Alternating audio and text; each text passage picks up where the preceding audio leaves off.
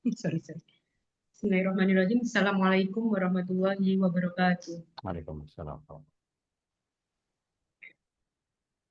Rabbi shrah li sadri wa yassir li amri wahlul 'uqdatam min lisani yafqahu qawli. Alhamdulillahirabbil alamin. Hari ini kita berjumpa kembali untuk pertemuan kedua. Apakah suara saya jelas? Jelas, Jelas Bang.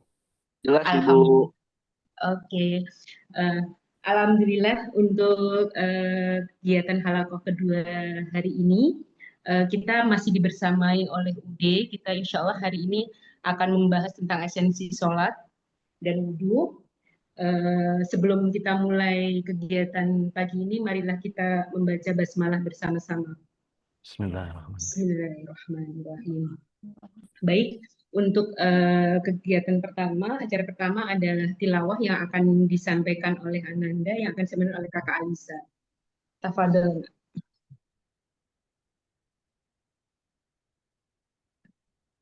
Assalamualaikum warahmatullahi wabarakatuh. Waalaikumsalam warahmatullahi wabarakatuh. A'udzu billahi minasy syaithanir rajim. Bismillahirrahmanirrahim.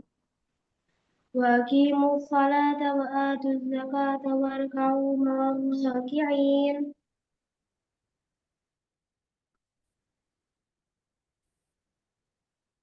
Bismillahirrahmanirrahim.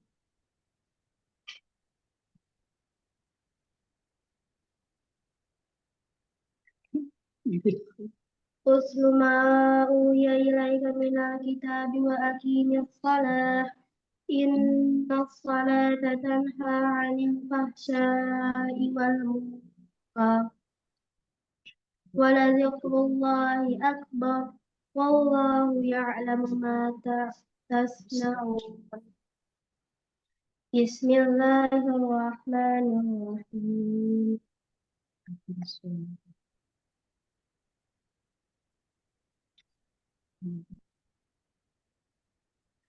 Aqimil salata liduluki syamsi ila ghasaqil laili wa qur'anal fajr. Wa qur'anal fajri inna qur'anal fajri kana mashhuda. Bismillahirrahmanirrahim.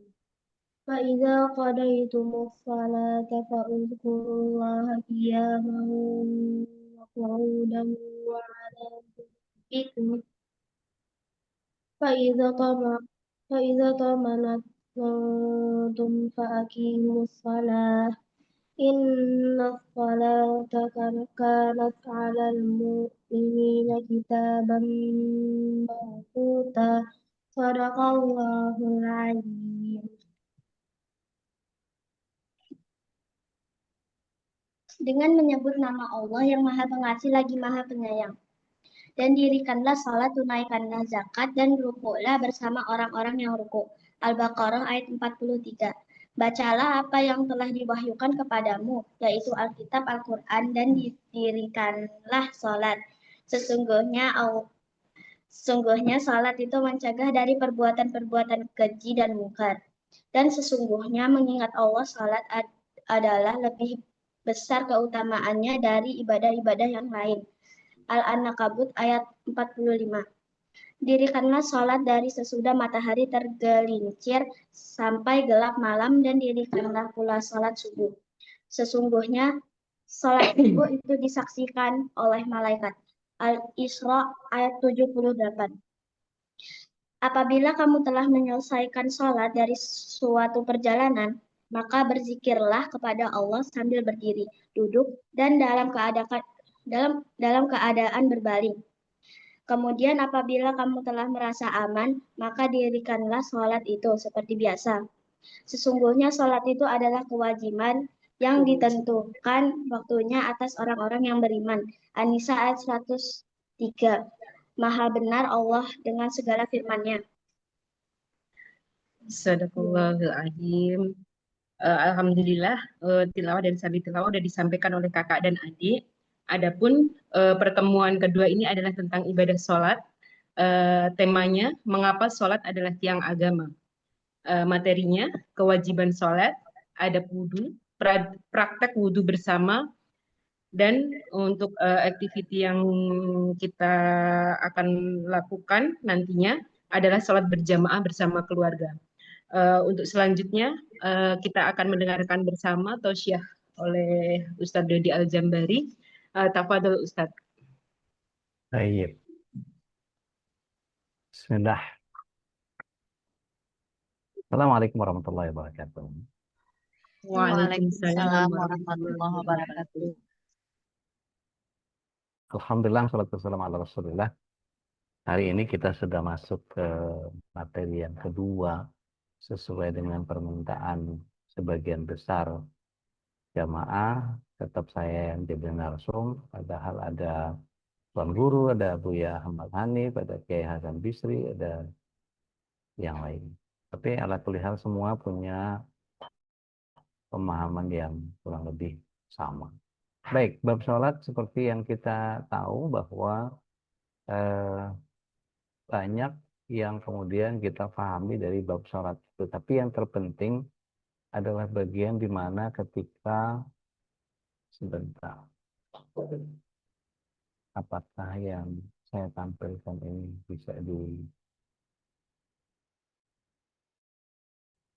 kelihatan nggak ini? Kelihatan nggak ya? Kelihatan udah tinggal Baik. di screen-nya. Baik. Harus sekokoh apa tiang agama kita? Sholat ini kalau kata Rasulullah SAW kita tahu rukun Islam atau rukun iman? Rukun Islam. Rukun Islam. Rukun Islam ada 6. 5. Ada 5. Nggak mau dijebak ya. Jadi rukun Islam itu mulai dari syahadat, sholat, saum, zakat, haji bila mampu. Dan sebetulnya kalau kita lihat dalam ibarat-ibarat yang umum, kita ketika megang botol gitu ya, kalau kita haji nggak mampu nggak apa-apa. Kita nggak zakat karena kita miskin nggak apa-apa, malah kita dapat zakat. Puasa kalau nggak mampu karena sudah uzur perutnya masalah nggak apa-apa. Tapi kalau sampai nggak sholat, maka kita keluar dari keislaman kita. Jadi sebegitu pentingnya sholat ini. Dan yang terpenting adalah ketika kita memahami bahwa satu-satunya dari rukun Islam yang Allah SWT perintahkan kepada kita, itu cuma sholat yang langsung Allah SWT perintahkan. Syahadat lewat Jibril.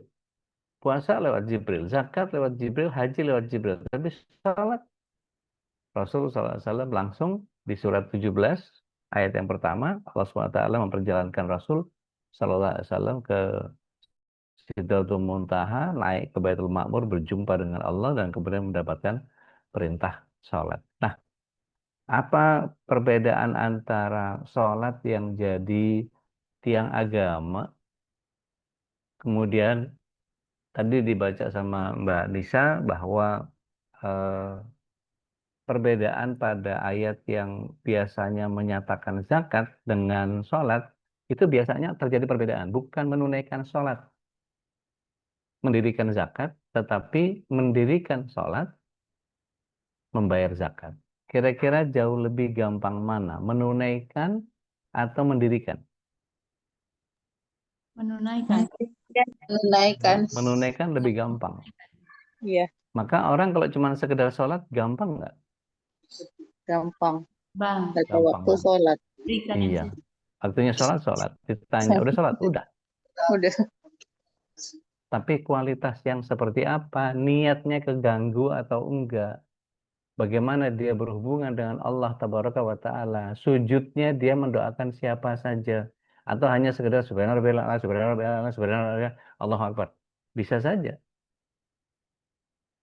Tetapi yang dimaksud dengan aqimis shalah itu rukun Islam itu seperti bangunan. Syahadatnya jadi fondasi, kemudian tiang-tiangnya adalah sholat. Kemudian dindingnya adalah saum. Zakat infak sodakohnya adalah ventilasi, jendelanya, pintunya, ya. Baru kemudian atapnya adalah haji.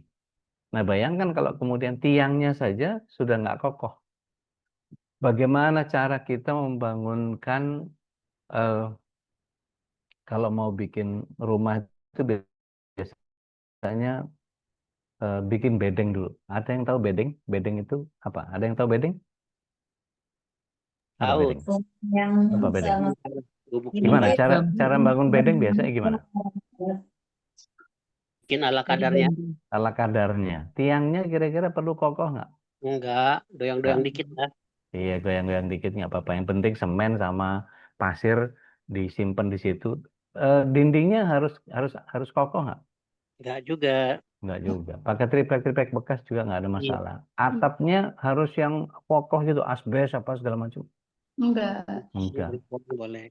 Iya, cukup pakai seng asal ketutup aja. Pakai terpal kadang-kadang cukup. Nah, sholat itu ibarat kita membangun sebuah keislaman kita. Nah, kalau kemudian tiangnya, nah ini Teh Nadia yang tahu agak kerjaan sipil nih. Kalau kepengen menaikkan bangunan kira-kira 2 lantai, itu kira-kira cakar ayamnya harus berapa meter ke bawah itu fondasinya? 1 meter. Iya, 1,5 meter itu. Minimal 90. Bisa 2 meter. Terus apa namanya? Nah, bisa 2 meter. Bahkan bidang tapak cakar ayamnya itu harus 40 itu minimal.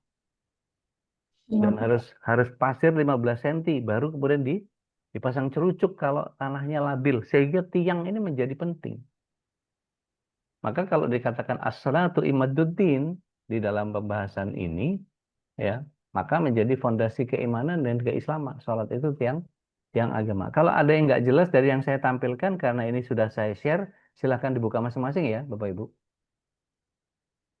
Nanti kita tinggal membahasnya satu persatu. Jadi sholat ini adalah tiang agama, gitu. Tiang penopang agama. Dan ini rukun Islam yang kedua, yang ketika tadi saya bilang kalau sampai sholat yang nggak dikerjakan maka keluar dari keislaman. Dan sholat ini pilar yang sangat esensial untuk menegakkan struktur keimanan. Tanpa itu bangunan nggak akan berdiri, gitu. Nah, pengaruhnya dalam kehidupan sehari-hari. Kenapa ada orang yang sholat tapi sholat itu tidak berbekas? Kalau kita lihat departemen apa di antara sekian banyak departemen yang ada di kementerian yang lebih banyak atau paling banyak orang Islamnya? Agama. Sama. Departemen agama. Kira-kira terpengaruh nggak dengan kehidupan sehari-hari? Departemen yang paling korup departemen apa? Agama. Loh, kok nggak cocok?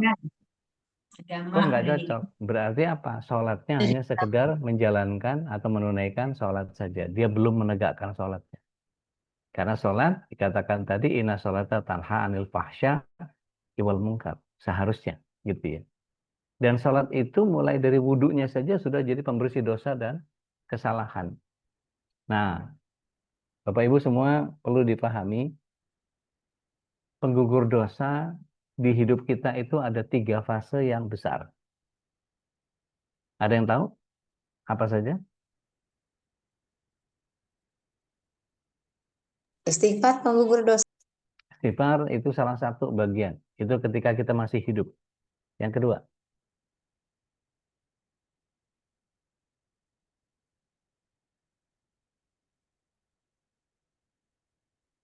ada yang tahu? Oke. Hah? Oke, tebak-tebakannya nggak berhasil. Ini kalau ada hadiah mungkin juga nggak kejawab kayaknya. Gini, pengguguran dosa itu ada di 3 fase. Berapa fase? 3. 3. 3. Yang terakhir itu adalah neraka yang tidak kekal. Penghapusan dosa terjadi di sana. Yang kedua, ketika di alam kubur. Ada orang yang dihapuskan dosanya ketika di azab kubur. Nah, yang pertama adalah fase ketika kita di dunia. Ada ikhtiar kita menggugurkan dosa, ada amalan yang menggugurkan dosa, ada kondisi kita digugurkan dosa. Amalan yang menggugurkan dosa apa? Misalnya kita sholat. Sholat itu wudhu. Kata Rasulullah SAW, barang siapa menyempurnakan wudhunya, maka apanya yang turun, yang keluar bersama tetesan wudhu? Dosa. Dosa-dosanya keluar. Jadi paling sering kalau pengen gugurin wudhu, maka sempurnakan wudhunya. Gitu ya. Kemudian sholatnya gugurin dosa nggak? Enggak. Gugurin dosa. Oh, goreng dosa. Iya. Kenapa? Mari kita lihat surat yang ketiga, ayat yang ke-31.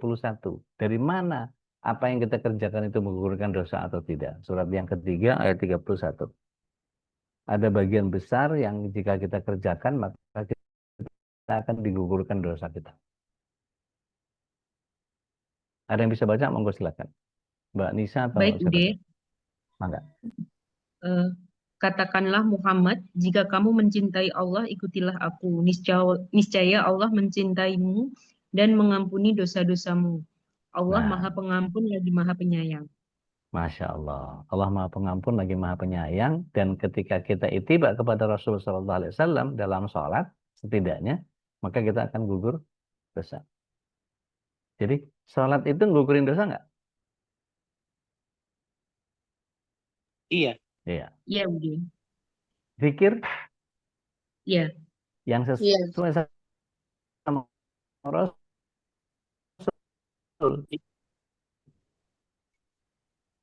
Putus-putus udah. Suaranya. Nah, sholat nggak cuman kalau kita kemudian ini saya ganti provider saya dulu sebentar. Dan baik suara saya. Iya, bagus. Aman, Ude, aman. Alhamdulillah. Baik. Jadi seluruh kegiatan kita mau sholat wajib, mau sholat sunnah, mau sholat sambil duduk, mau sholat sambil tiduran, pokoknya ujungnya sholat aja. Bahkan dalam keadaan sholat yang nggak sempurna, misalnya, saya gambarkan misalnya ada orang di penjara Guantanamo. Celananya dipelorotin, cuma tinggal pakai celana dalam doang. Bajunya dibuka, disumpelin ke mulutnya, kemudian dilakban. Kemudian disundut-sundutin pakai rokok, dikencingin, diludahin, ditonjok-tonjokin, dipopor pakai bedil, segala macam. Kira-kira begitu datang matahari persis di atas kepalanya, kemudian bergeser, tergelincir, terbentuk bayangan di kakinya, maka dia harus wajib sholat apa? Zuhur. Duhur. Bagaimana dia bersimbah kencing yang tadi oleh sipir tadi, sedangkan dia dalam keadaan berdiri seperti itu? Bagaimana dia bisa wudhu? Bagaimana dia bisa berpakaian? Bagaimana dia bisa menghadapkan dirinya ke kiblat? Bagaimana dia bisa mulai mengangkat tangannya padahal tangannya diikat? Bagaimana dia bisa ruku? Bagaimana dia mau mengucapkan lafaz Allahu Akbar sedangkan disumpel mulutnya? Apakah ketika dia melakukan itu hanya sholat dengan kedip-kedip mata saja dan salamnya pakai ngelirik kanan dan kiri, apakah sah? Dari niat. Nah, artinya kalau sampai dia ninggalin sholat, itu parah banget. Padahal dalam keadaan yang paling sederhana, hanya kedip-kedip kita tetap bisa dianggap sholat? Bisa. Masya Allah. Masya Allah. Dan ini adalah penghubung langsung dengan Allah Tabaraka wa Ta'ala, di mana hubungan kita dengan Allah Tabaraka wa Ta'ala itu adalah langsung. Kita tidak seperti orang Katolik yang harus datang ke gereja, kemudian duduk pengakuan dosa, segala macam. Enggak. Kita bisa langsung berhubungan dengan Allah Subhanahu wa Ta'ala dalam konteks kita langsung berdoa kepada Allah Subhanahu wa Ta'ala. Lihat surat yang kedua, ayat yang ke-186. Ada yang mau baca? Silakan.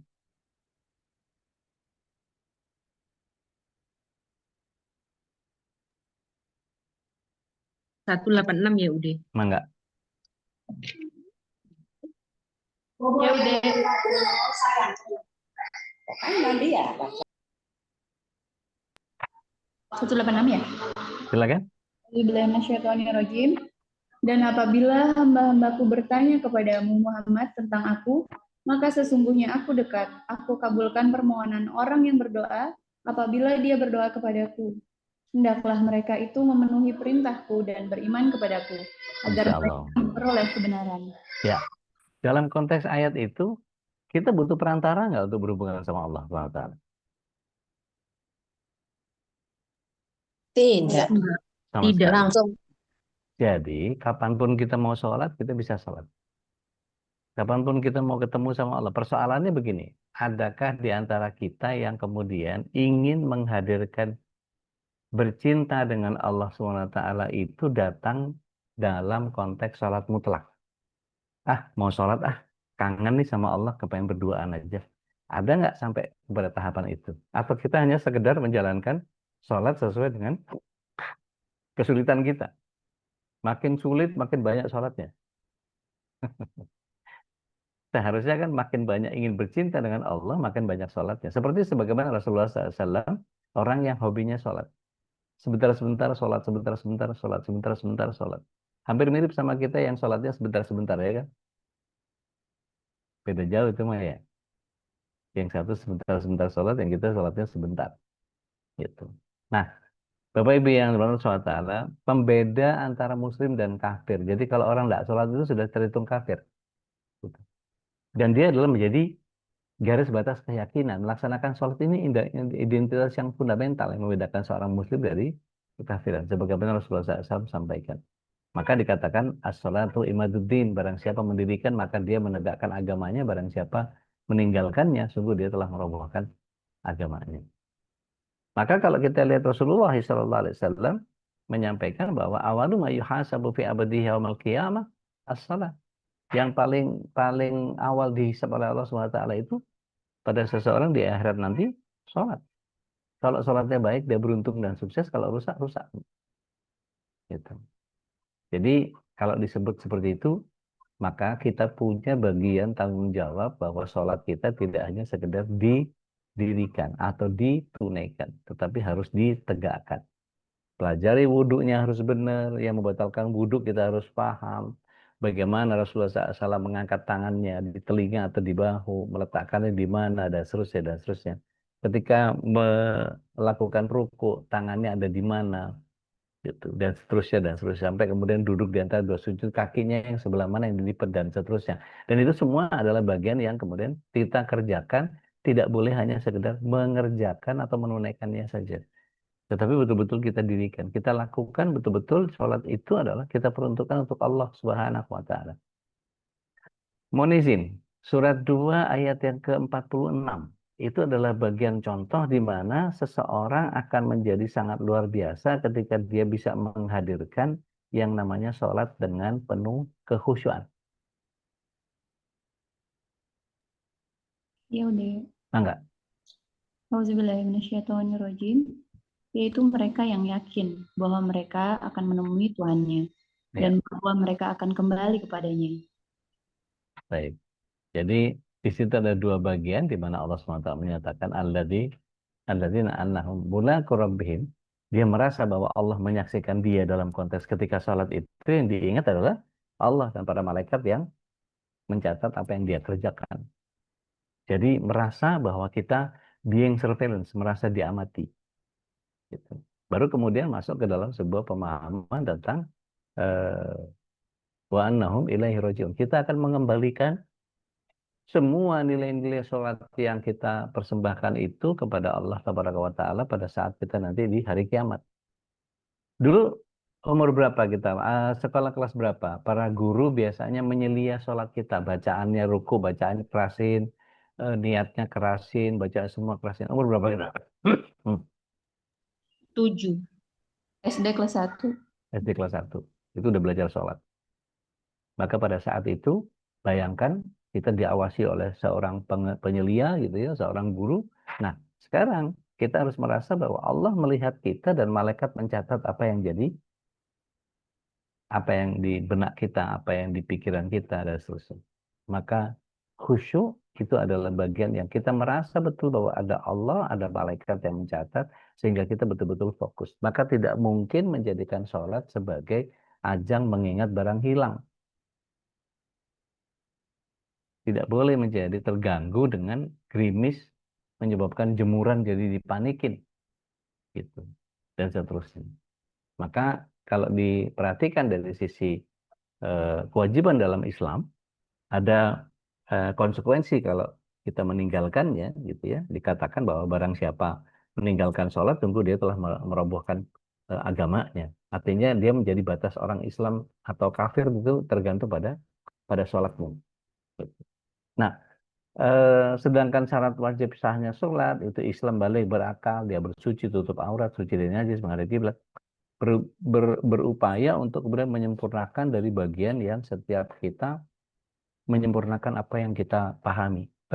Begini, kalau kita pakai apa namanya, pakai apa istilahnya, pakai shawl, gitu ya. Misalnya nih, kita pakai shawl, terus kemudian shawlnya ini kemudian ketika kita pakai, waktu kita sujud jatuh ke depan kita, kemudian menutupi kita waktu sujud, batal nggak sholatnya?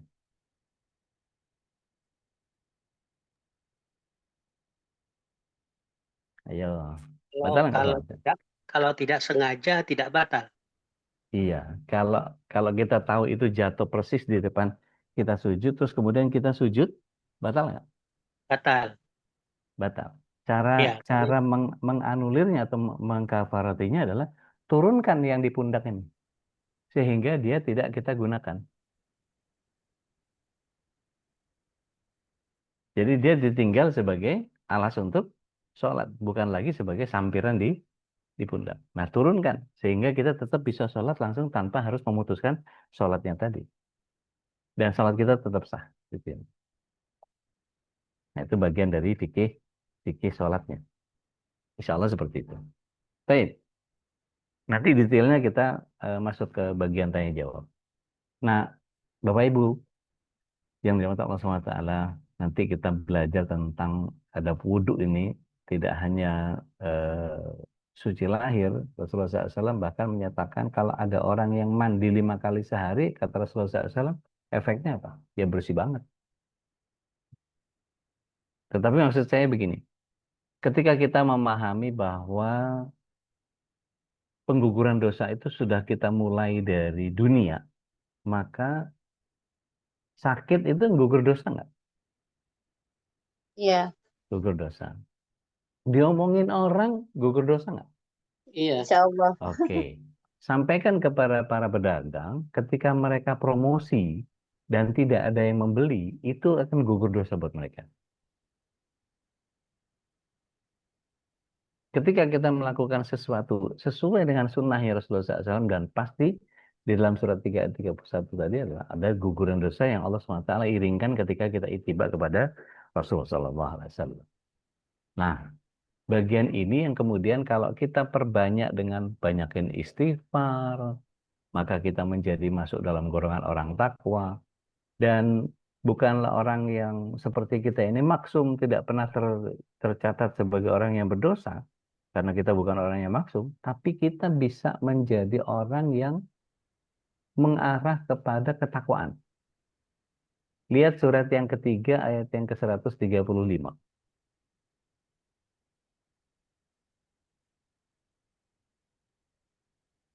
Saya bacakan. Mangga. Surah Ali Imran ayat 135. Bismillahirrahmanirrahim, yang artinya, dan juga orang-orang yang apabila mengerjakan perbuatan keji atau menzalimi diri sendiri, segera mengingat Allah, lalu memohon ampunan atas dosa-dosanya, dan siapa lagi yang dapat mengampuni dosa-dosa selain Allah, dan mereka tidak meneruskan perbuatan dosa itu, sedang mereka mengetahui.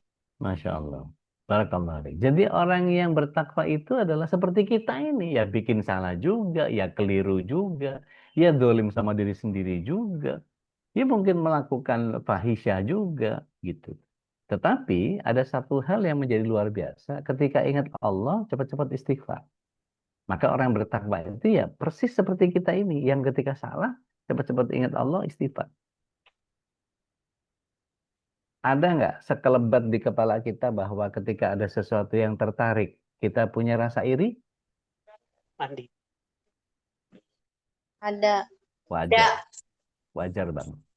Ketika ngelihat ada orang lain dapat kenikmatan, ada kita kepengen? Hasad? Pengen. Ada. Ketika ada orang yang punya keluar biasaan dan dia bisa menikmatinya, apakah ada iri dari kita? Tidak. Dan itu Beda muncul tipis ya Ustaz. Iri dengan pengen tuh sama nggak sih Ustaz? begini. Iri itu adalah bagian, kayaknya gue juga bisa tuh. Tapi kalau Oh, kemudian, iya, kalau kemudian pengen itu lebih kepada, Masya Allah ya. Masya Allah ya, kepengen tuh kayak gitu tuh. kalau iri enggak kayaknya Ustaz. Iya. Kalau Artinya kepengen. gini, iya, artinya gini, kalau kepengen mungkin nggak sampai kepada penyakit hati ya. Tetapi gini, ada istri dari kawan kita yang sudahlah cantik, soleha, aktif, apalah segala macam dan seterusnya. Itu membuat, aduh, coba ya punya istri kayak begitu, gitu kan ya. Itu kan jadi bagian, loh, kok itu Terus bagaimana tuh? Nah, kan gitu jadinya kan. Nggak bersyukur padahal udah punya istri. Gitu. Ada juga istri yang kemudian, Masya Allah suami temanku itu kayaknya ini banget deh, soleh banget deh, apa segala macam dan seterusnya. Padahal Allah SWT sudah memberikan eh, kekasih hati yang terbaik yang Allah SWT berikan itulah yang terbaik untuk kita dan kemudian menjadi bagian yang seharusnya kita mensyukuri itu. Nah, balik lagi, ada begitu banyak cara Allah SWT untuk menghapuskan dosa kita, bisa dari istighfar kita, bisa dari sholat kita, dari wudhu kita, dari sedekah kita, bisa nggak? bisa. Bisa, Bisa, insya Allah. gitu. Apalagi kita melakukan sesuatu yang lebih besar, umroh, haji, berzakat, wakaf. Wakaf Al-Quran sudah berapa eksemplar yang kita bisa serahkan ke rumah-rumah tahfiz dan pesantren dan seterusnya. Gitu. Artinya kalau kita kemudian mewujudkan tidak hanya dari apa yang berkait sama sholat saja, tetapi sholat itu menjadi bagian yang kita jadikan tolok ukur bahwa kalau orang sholat itu harusnya, gitu ya, harusnya, gitu. Dia betul-betul menjaga seluruh bagian sholatnya itu mengejawantah dalam aplikasi kehidupan keseharian. Gitu. Artinya gini, kita wudhu nih, kumur hidung, gitu ya, istinsar. Kira-kira apa pesannya dari wudhu yang membersihkan mulut dan hidung itu? Allah ingin kita apa? Back and apply-nya.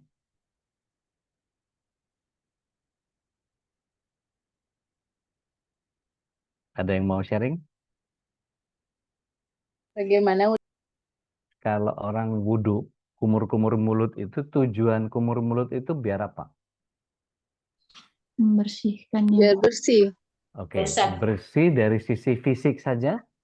Iya. Atau harus menjaga lisan juga supaya jangan dikotori dengan perbuatan-perbuatan dosa? Menjaga lisan. Nah, Menjaga kan lisan. artinya tidak hanya sekedar wudhu, kumur-kumur, udah. Iya. Tetapi ada pesan bahwa kalau mulutnya sudah dibersihkan itu, segala apa yang muncul dari lisannya, falyakul khairan aw liyasmut. Mestinya yang baik-baik saja yang muncul dari lisannya. Jadi kalau orang sudah tahu bahwa sholatnya diawasi oleh begitu banyak malaikat, masih berani nggak ngomongin orang? Enggak. Harusnya sih Harusnya enggak nggak. udah. Harusnya enggak. Artinya bagian akidahnya dia belum nyambung bahwa Allah memperhatikan dia di surat 4 ayat 46 tadi itu. Tangan dicuci dari sampai sikut gitu. Apa pesan dari membersihkan tangan itu? Kira-kira rezeki mesti cari yang halal nggak? Ya, betul. Jangan nyakitin orang.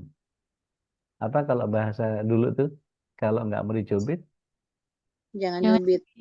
jangan nyubit. Gitu. Kalau nggak mau disakitin ya jangan nyakitin kan gitu. Sesederhana itu. Artinya adab wudhu ini bukan hanya bicara tentang bersihkan ini sampai batas ini bukan itu. Bukan hanya itu. Tetapi bagaimana kita menyempurnakan syariat ini menjadi bagian yang sampai ke bagian ruhaninya juga kena. Gitu. Dan ini bagian kaifiahnya secara fikih masih bisa diperdebatkan. Artinya kalau tadi di penjara Guantanamo aja bersimbah kencing bersibah najis, nggak ngadep kiblat, ternyata sholat masih diterima gitu. Artinya syariat ini nggak penting-penting banget, tapi bagaimana kita meluruskan hati kepada Allah itu jadi bagian yang ketika terpaksa dalam kondisi yang paling parah sekalipun syariat nggak dibutuhkan. Is it? Gitu kan ya? Udah. Ya. Jadi bukan permasalahan kita sholatnya kayak yang kayak gimana banget gitu sampai sampai kalau nggak dapat khusyuknya itu mesti ngulang-ngulang. Bukan itu persoalan. Tapi bagaimana kita menghadapkan hati kepada Allah Tabaraka wa Ta'ala. Seperti itu. Nah, kita lanjut. Bagaimana tata cara wudhu apa segala macam, syarat sahnya segala macam. Itu bagian yang kemudian kita masih bicara debatable karena dari sisi mazhab yang ini begini, mazhab yang itu begini, mazhab yang itu begitu segala macam. Mana yang kita yakini jalankan selama kita punya dalilnya. Contoh, Imam Syafi'i itu membasuh kupingnya sampai 12 kali. Terus kalau kesenggol sama perempuan, batal nggak? Batal. Batal. Gitu. Kalau tidak sengaja bisa tidak. Tapi kalau kita bicara mazhab Hanafi, gitu, senggolan itu ada dua maknanya. Kita lihat surah 19 ayat 20.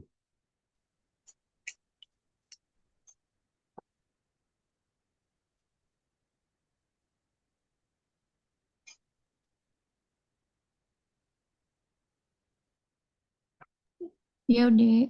Mangga. Auzubillahiminasyaitonirrajim. Dia Maryam berkata, bagaimana mungkin aku mempunyai anak laki-laki, padahal tidak pernah ada orang atau laki-laki yang menyentuhku dan aku bukan seorang pezina.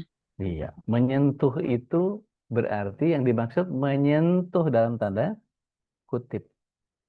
Apa yang menyentuh? Kepala zakarnya masuk ke lubang farji dalam pengertian jima.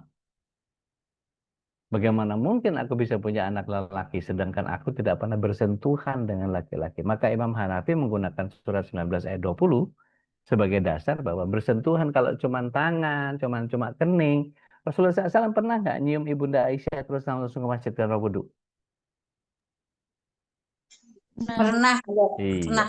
Pernah nyingkirin kakinya terus tetap sholat? iya udah.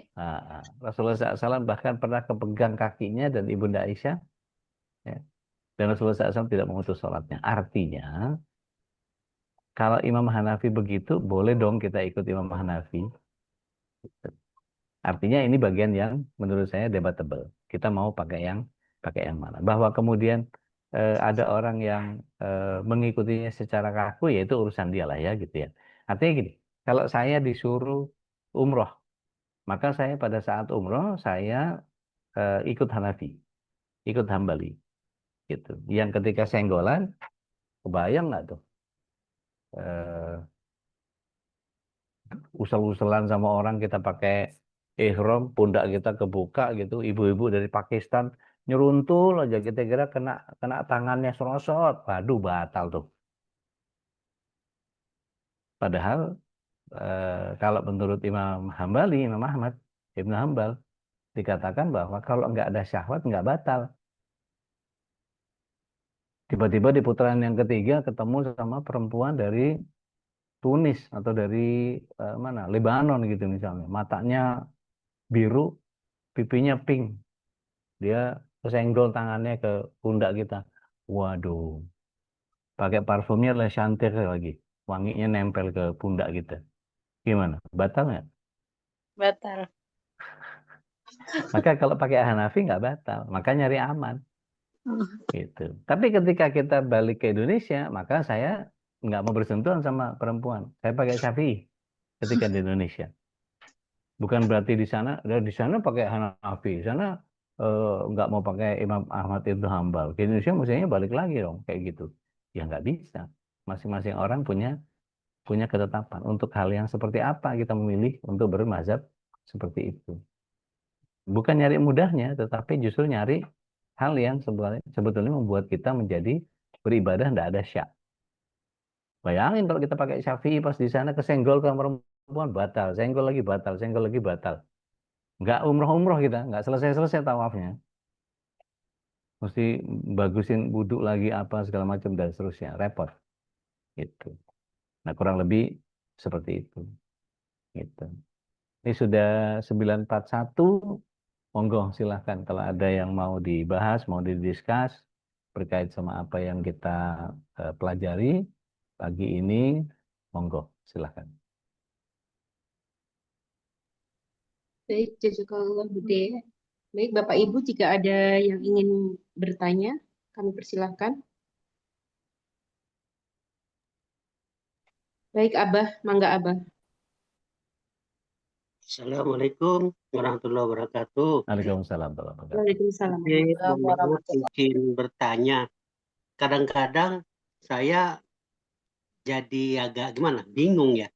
Contoh gini, saya selama ini kalau habis berwudu mau ke masjid, itu saya nyium istri. Nah, saya pernah dengar katanya itu ada dua pendapat. Yang satu bilang batal, yang satu bilang tidak apa-apa. Yang bilang tidak apa-apa karena dalilnya yang tadi udah dijelaskan. Ya. Rasulullah pernah megang kaki, pernah cium Siti Aisyah. Ya. Nah, jadi saya untuk memastikan supaya saya dimantap, yang benarnya seperti apa nih? Syukran. Baik, bismillah, salatu wassalamu ala rasulillah. Karena itu pernah dilakukan sama Rasulullah SAW. Beliau mencium kening Ibunda Aisyah, kemudian sholat. Berarti yang dimaksud di surat 5 ayat 6, kita belum baca. Ada yang berkenan baca? Dan ini ayat digunakan oleh Imam Syafi'i.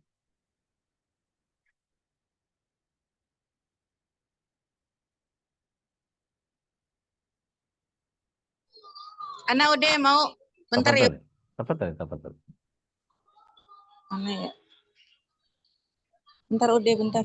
Mangga. Baru gabung. Bebas. Surat kelima ayat 6. Ya.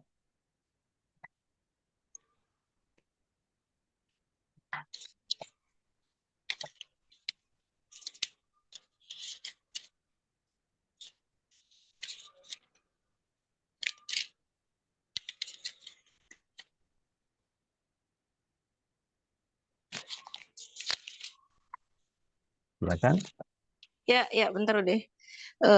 Bentar. Ya, bentar udah.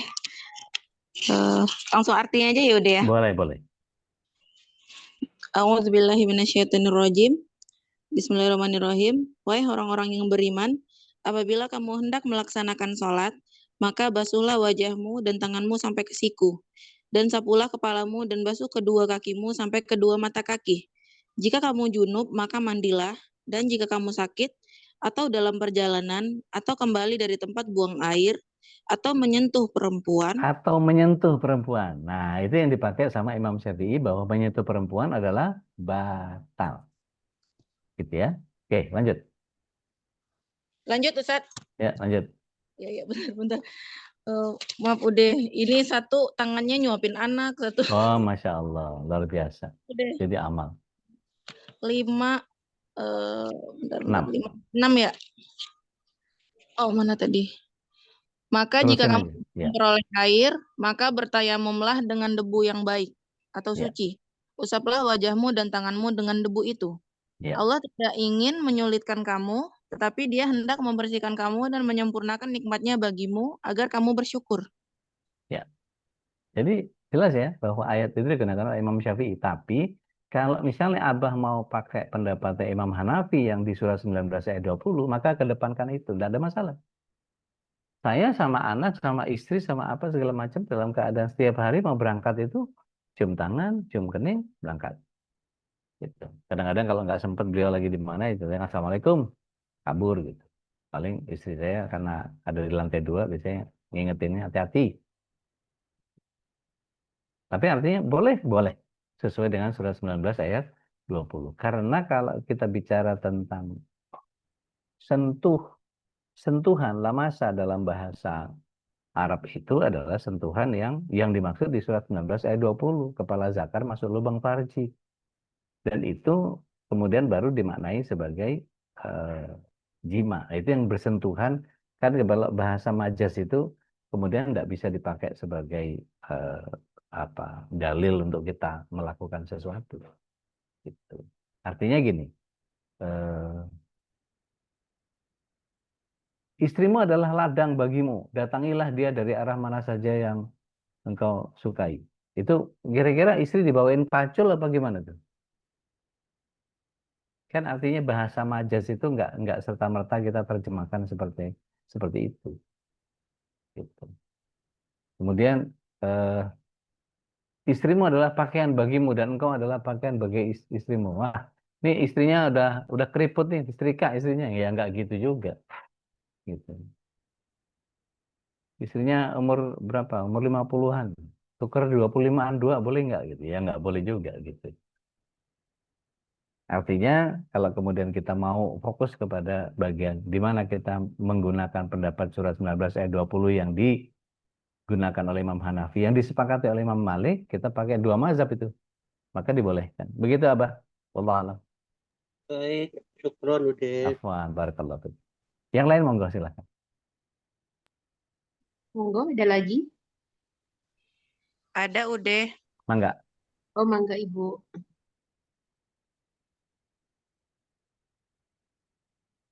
Mangga Bu Silakan. Fauzana. Hozana. Iya. Baik. Udah.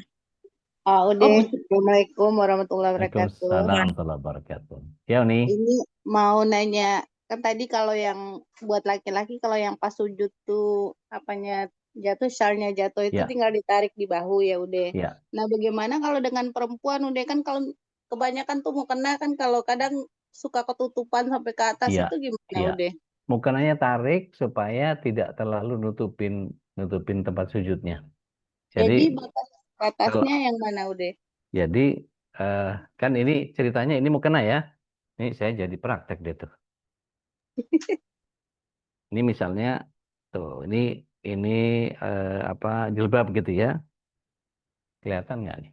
Terus yang ininya nih, yang ini bawahnya ini kelempar ke depan gitu. Nah, kita nggak boleh sujud di sini. Pinggirin dulu, tarik. Baru kemudian kita sujud. Seperti itu nih. Jadi yang harus sentuh ke sajadah itu seperti jidat, Ya. hidung juga nggak udah? Nah, itu nanti di bahasan fikih sholatnya yang dinamakan tulang wajah. Tulang wajah itu kan ada dua.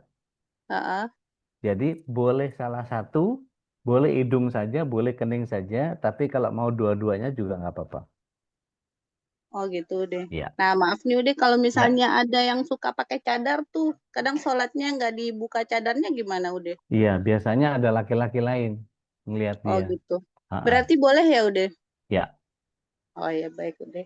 baik. Jazakallah Makadalik khairan. barakallah. Uni Sri. Bu Sri, silahkan. Ya. Oh iya. Begini udah. Jadi kan kalau misalnya dulu itu di pesantren itu kita kan belajar 4 mazhab kan. Ya udah ya. Ya, betul. Lalu ada apa sih? Ada dulu materinya itu bahwa kita tuh nggak boleh taklidul a'ma gitu kan. Ya, Nah, betul. sebenarnya ini udah lama banget, aku udah lama banget itu menjadi pertanyaan kayak gitu. Iya, Karena iya. teman-teman itu kayak gini nih, kamu dalam hal ini kamu ngikutin apa? Misalnya nih, kita ngikutin imam ini gitu kan. Tiba-tiba dalam hal lain kita ngikutin ini. Terus aku dibilang, kok kamu seenaknya aja sih? Terus aku bilangnya begini, ya kan tetap ada aturannya. Aku ngikutin 4 mazhab itu tuh. Bukan berarti aku taklidul a'ma. Jadi orang itu, kamu taklidul a'ma nih. Yang aku pahami gitu kan, udah taklidul a'ma itu kita nggak tahu ayatnya mana, kita nggak tahu ininya mana, dia hadisnya jelas, dia landasan hukumnya jelas. Jadi apakah itu dinamakan taklidul a'ma? Jadi kadang aku sama temen itu kayak udah digituin, jadi aku merasa, oh jadi aku kalau ikut Imam Syafi'i harus Imam Syafi'i terus ya, Hanafi terus. Sedangkan kan aku juga nggak punya juga buku khusus tentang Imam Hanafi aja gitu. Maksudnya kayak apalagi tadi dengar pernyataan udah yang kayak kalau misalnya kita di saat apa sih tawaf ya, kita Ya. bersentuhan kalau misalnya kita ngikutin imam yang ini batal terus nih. Apalagi cerita dari orang terdekat kan apa untuk ke kamar mandi itu ternyata jauh kayak gitu. Iya. Ya begitu. Jadi taklidul a'ma nggak namanya tuh udah kayak gitu. Jadi Baik. aku selama ini sih. Makasih udah, syukron. Baik. Afwan. Sebentar. Saya tunjukin kita bagaimana bermahzab ya.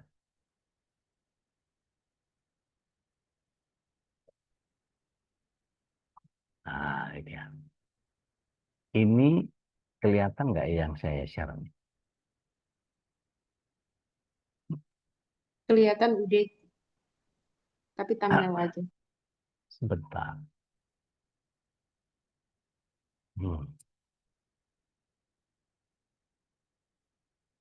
Baik. Nah, mazhab itu jalan, gitu ya. Oke, nanti saya share juga nggak apa-apa. Ada 4 mazhab tuh Ahlussunnah. Jadi kalau ada yang punya kitab fikih 5 mazhab, itu Syiah yang kelima. Gitu. Ya. Ja'fari. Kita Ahlussunnah cuman 4.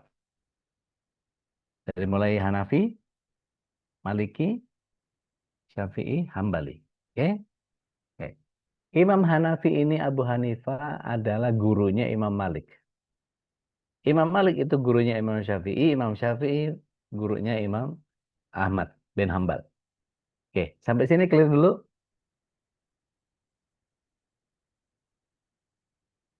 Ya, clear. Oke, baik.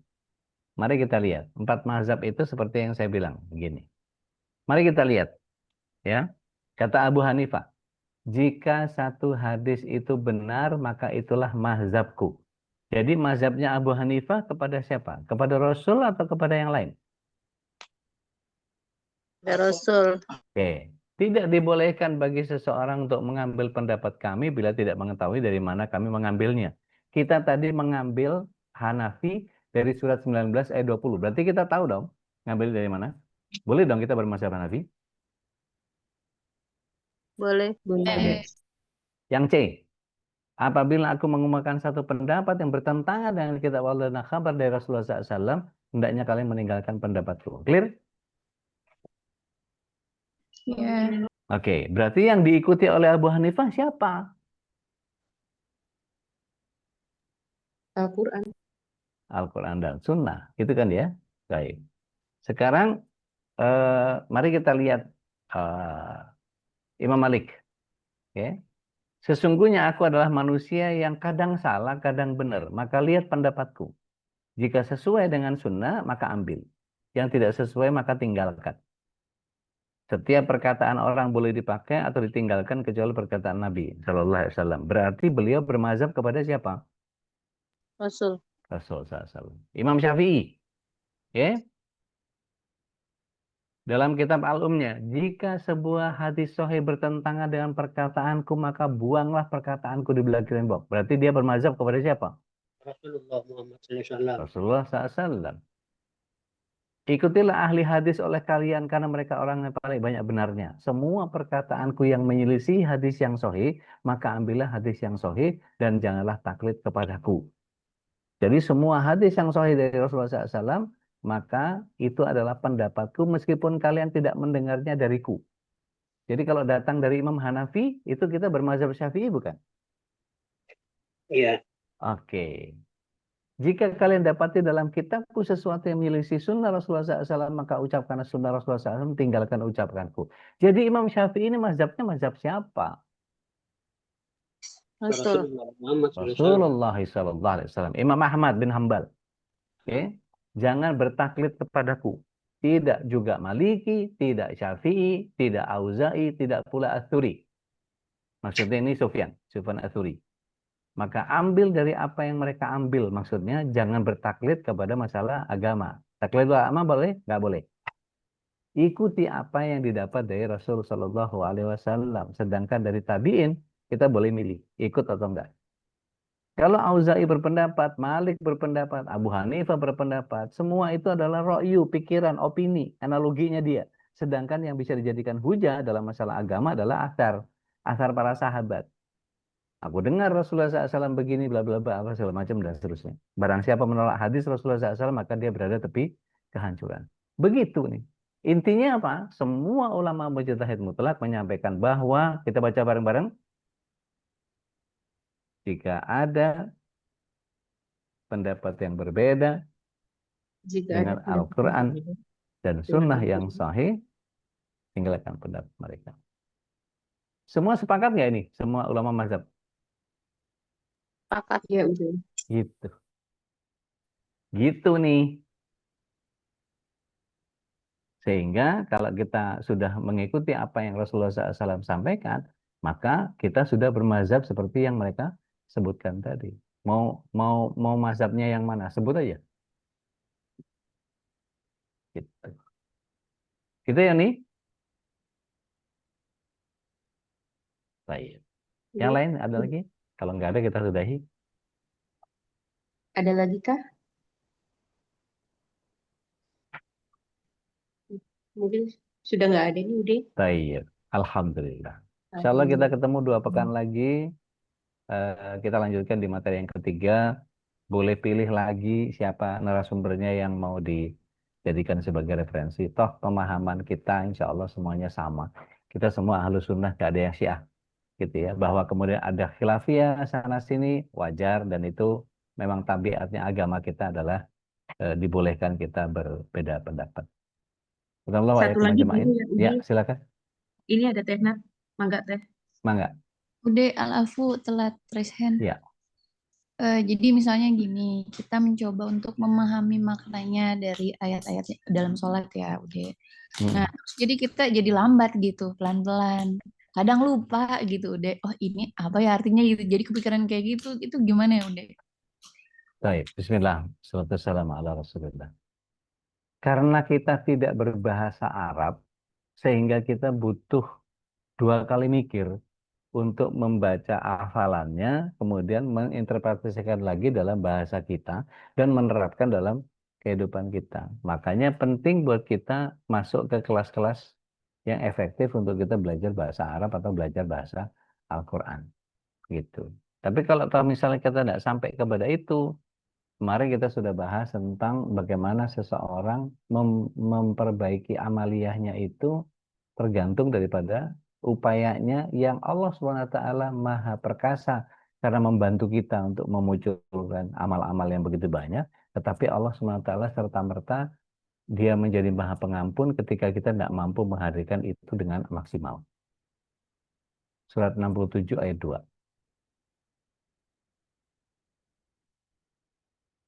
Di bagian akhir ayat itu dikatakan wallahu azizul ghafur. 67 ayat 2 ya udah. Auzubillahiminasyaitonirrajim. Yang menciptakan mati dan hidup untuk menguji kamu. Siapa di antara kamu yang lebih baik amalnya? Dan Dia Maha Perkasa, Maha Pengampun. Oke. Siapa yang lebih baik amalnya? Lebih baik amalnya itu adakah standar tertentu yang harus dicapai? Iya, udah. Ada nggak? Ada. Apa? Apa? Yang lebih baik. Standarnya apa?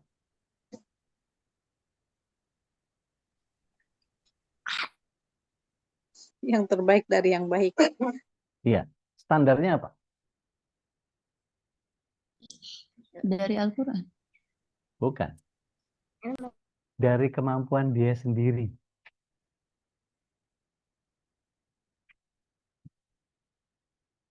Kan kalau orang melakukan yang lebih baik itu kan versinya dia. Begini. Allah bikin satu sistem Islam yang mujmal, yang minhajul hayyah. Dia mengatur seluruh sendi kehidupan, dan kita diminta di surat 2 ayat 208 itu, ya ayyuhalladzina amanu dkhulu fisilmi kafah. Gitu kan ya. Disuruhnya masuk secara sempurna. Ada nggak orang yang nggak punya kemampuan untuk bisa sampai kesempurnaan itu? Ada. Nah,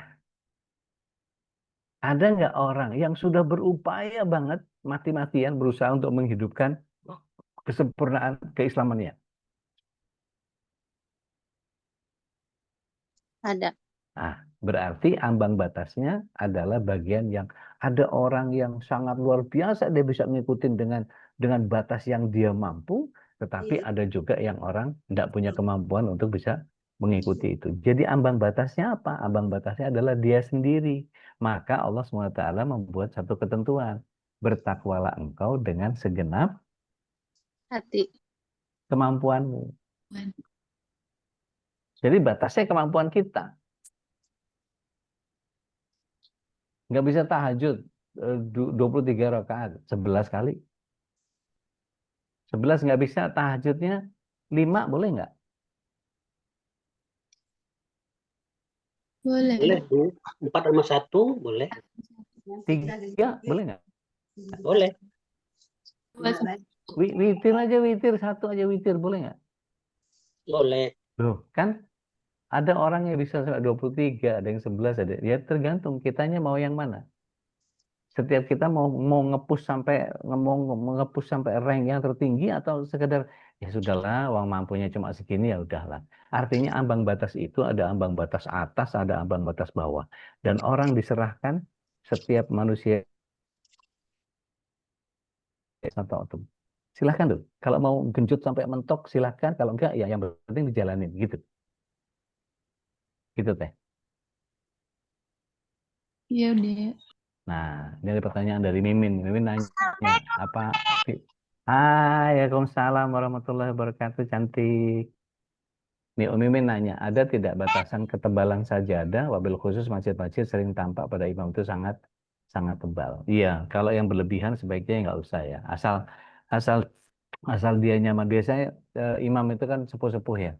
Biasanya kalau apa sholat atau sujud di tempat yang keras itu kayaknya kesian gitu. Makanya para DKM biasanya ngasih karpet itu biar dilapis-lapis biar agak agak tebal. Tapi juga jangan pakai kasur gitu ya, biar empuk enggak juga gitu. Itu batasnya batas adab aja, bukan bukan apa bukan fikih gitu ya. Wallahu alam. So, keluarga Madani, siapa yang belum punya kumpulan kajian sholat bersama Rasul SAW boleh ke itu ke Mas Nanda nanti. Baik, saya baca. Open mic boleh, boleh open mic. Kuning, silakan. Bagaimana pendapatnya manhaj salaf? Loh, kita ini bermanhaj salaf, salaf semuanya. Harus salaf memang. Kan gini ya. Eh, salaf itu apa sih? Gitu. Salaf itu apa? Salaf itu adalah orang-orang yang terdahulu. Orang yang terdahulu. Siapa? Ya, Rasul, sahabat, tabi'in, tabi'ut tabi'in, gitu.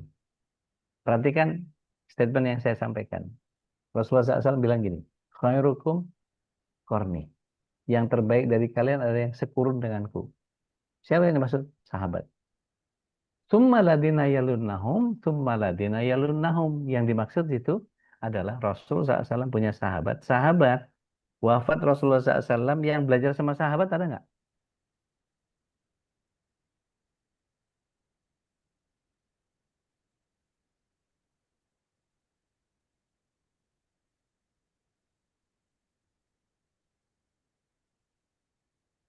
Suara saya kedengeran nggak sih? Dengar Ude? Oke, setelah Rasulullah SAW wafat, para sahabat itu ada nggak yang belajar sama para sahabat?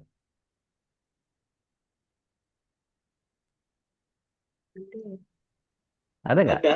Ada. Ada. Namanya tabi'in. Di kalangan tabi'in. Orang soleh. Orang soleh. Wang Rasulullah SAW yang bilang, Summaladina yalunahum. Nah, wafat para sahabat, tabi'in ini ada yang belajar juga nggak sama mereka?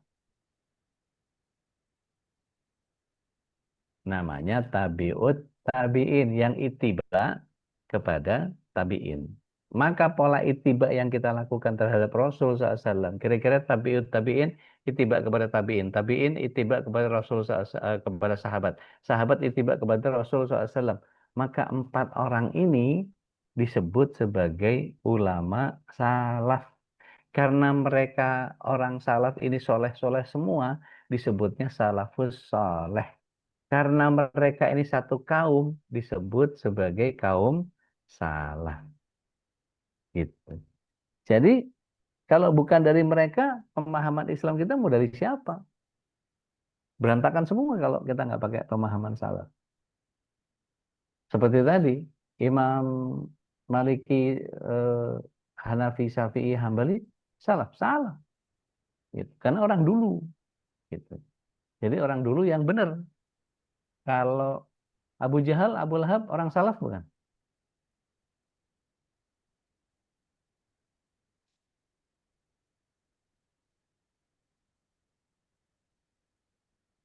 Orang yang terlahir pada zaman itu. Nah, kan salaf juga, tapi nggak soleh. Iya. Gitu. Nah, permasalahannya gini, kalau ada masalah negara, mereka juga nggak ada simpati waktu ada Gojek dilindas Brimob. Sebetulnya nanti ada kajian khusus di mana ketika kita memahami bahwa itu bukan lagi ranah yang perlu kita pertimbangkan. Begini Uni, kira-kira ojek yang dilindas sama Brimob itu kehendak Allah bukan Uni? Kehendak Allah. Nah, kira-kira kalau toh Brimobnya nggak ngelindes, bakal mati nggak tuh ojek? Belum tentu. Mati. Kalau Allah maunya mati? Kalau Allah mau mati, ya dia mati. Loh, artinya itu ketetapan Allah atau salahnya Brimob? Ketetapan Allah. Selesai. Nggak banyak dipersoalkan. Gitu. Jadi bagian yang kita pahami adalah melihat satu tatanan yang besar. Gitu. Makanya kalau ada orang meninggal itu karena dokternya yang salah atau obatnya yang keliru? Kadar Allah. Ya, dua-dua. Gitu. Itu ngelihatnya begitu. Gitu. Bahwa asbabnya dari situ, yang terpenting adalah kita pahami bahwa memang takdirnya Allah begitu. Gitu. Nah kalau kita ngelihat sudah begitu, ya udah, ngapain heboh sama orang mati? Biasa aja. Mau mati mati aja. Gitu.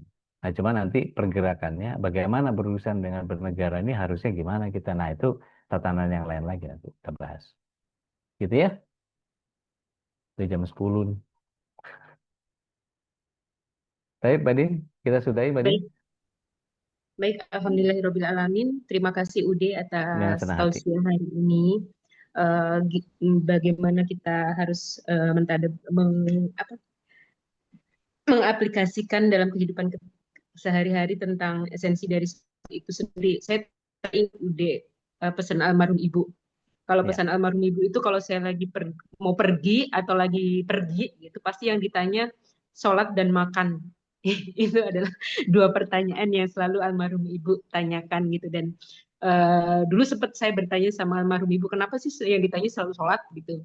Nah beliau menyampaikan insya Allah kalau udah sholatnya bener, udah kesananya udah pasti bener. Nah beliau selalu mengingatkan saya hal itu gitu. Dan betapa pentingnya tadi udah sampaikan gitu bahwa sholat itu tiang agama, ya insya Allah jika kita sholat yang benar gitu, kita ngajinya benar, itu insya Allah kita udah punya pondasi yang tepat gitu, ibaratnya untuk menjalani kehidupan kita sehari-hari. Mungkin itu aja dari saya.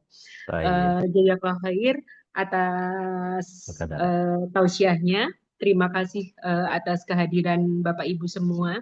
Mari kita tutup kajian ini dengan kafaratul masjid bersama-sama. Subhanakallahumma wa bihamdika asyhadu an la ilaha illa anta astaghfiruka wa atubu ilaik.